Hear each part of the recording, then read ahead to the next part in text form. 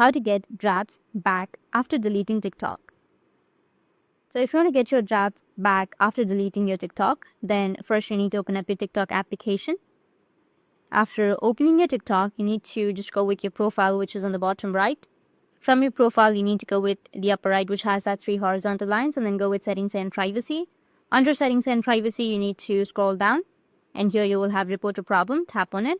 From report a problem, you need to scroll down again, and here you will have an option of draft. You can go and select your draft, or if you don't find the drafts option, you can also go with support tickets, which is on the top, or you can also search for an issue, and under searching, you need to go and search for drafts.